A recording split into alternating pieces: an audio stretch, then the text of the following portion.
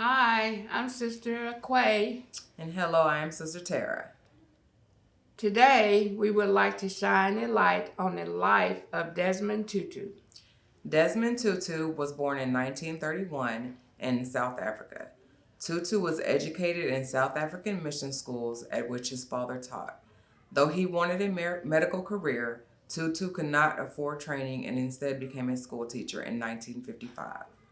In 1962, he moved to London, wherein in 1966 he obtained an MA from King's College London. From 1972 to 1975, he served as an associate director for the World Council of Churches. He was appointed Dean of St. Mary's Cathedral in Johannesburg in 1975, the first black South African to hold that position. In 1978, Tutu became a leading spokesperson for the rights of black South Africans. During the 1980s, he played an unrivaled role in drawing national and international attention to the inequities of apartheid. He emphasized nonviolent means of protest and encouraged the application of economic pressure by countries dealing with South Africa. Tutu was known as the voice of the voiceless. He was among the black South Africans who were not shy of speaking about apartheid. He saw the conditions that his community was living in, and he was dedicated to taking a stand. His position gave him a platform to publicly denounce apartheid as evil and unchristian. He called for equal rights for all South Africans and a similar legal education system. In 1984, he received the Nobel Prize for Peace for his role in opposition to apartheid in South Africa. The Nobel Committee commended his conscious thoughts and bold stance in fighting for the rights of his people. He was seen as the unifying element for all the African freedom fighters. In 1985, at the height of the township rebellion in South Africa, Tutu was installed as Johannesburg's first black Anglican bishop. And in 1986, he was elected the first black Archbishop of Cape Town, thus becoming the primate of South Africa, 1.6 million member Anglican Church. In 1988, Tutu took a position as Chancellor of the University, the Western Cape in Bellville, South Africa. During South Africa's move towards democracy in the early 1990s, Tutu propagated the idea of South Africa as the Rainbow Nation, and he continued to comment on events with varying combinations of trenchancy and humor. In 1995, South African President Nelson Mandela appointed Tutu head of the Truth and Reconciliation Commission, which investigated allegations of human rights abuses during the apartheid era.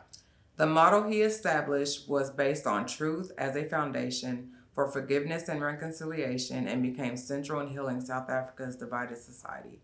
Archbishop Tutu believes that without forgiveness, there can be no future for a relationship between individuals or within and between nations.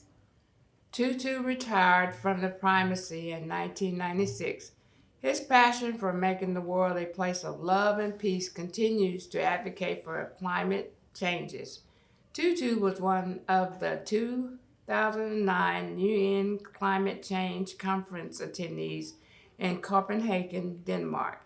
He supported for governments to sign an agreement on climate justice. Tutu was always passionate about the environment and sees these as important issues that will significantly affect future generations.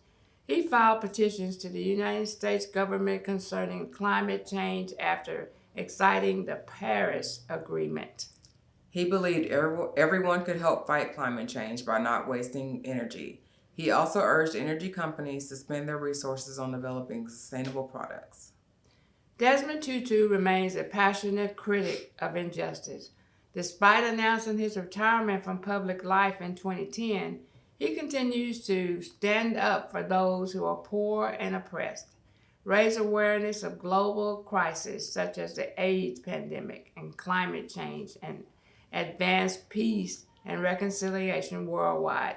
Alongside his wife, Leah, Tutu continues to work through the Desmond and Leah Tutu Legacy Foundation to promote peace building through conflict resolution, foster reconciliation, and cultivate accountability, serving leadership.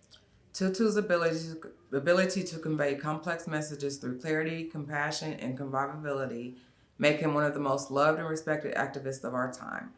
As his great friend Nelson Mandela said of Tutu, he is sometimes strident, often tender, never afraid, and sometimes seldom without humor. We will leave you with a beautiful quote by Desmond Tutu.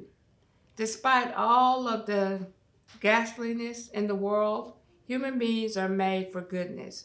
The ones held in high regard are not militarily powerful or even economically prosperous.